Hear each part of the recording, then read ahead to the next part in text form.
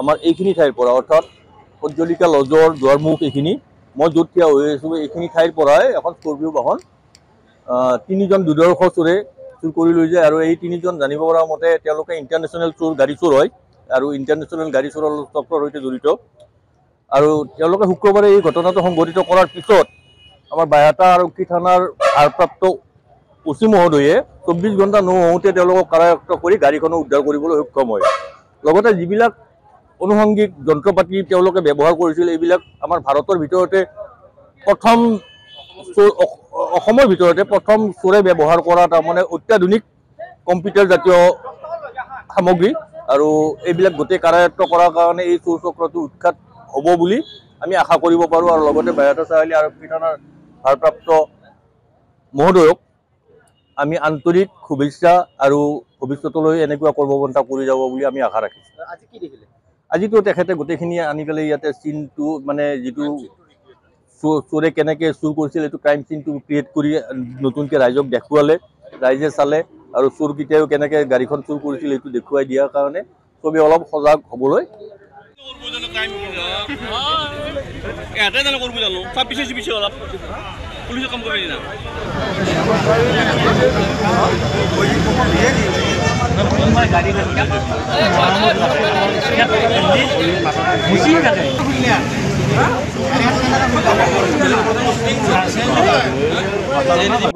আমাৰ এইখিনি ঠাইৰ পৰা অৰ্থাৎ পঞ্জলিকা লজৰ দুৱাৰমুখ এইখিনি মই য'ত থিয় হৈ আছো এইখিনি ঠাইৰ পৰাই এখন স্কৰপিঅ' বাহন তিনিজন দুৰ্ধৰ্ষ চোৰে চুৰ কৰি লৈ যায় আৰু এই তিনিজন জানিব পৰা মতে তেওঁলোকে ইণ্টাৰনেশ্যনেল চোৰ গাড়ী চোৰ হয় আৰু ইণ্টাৰনেশ্যনেল গাড়ী চোৰৰ চক্ৰৰ সৈতে জড়িত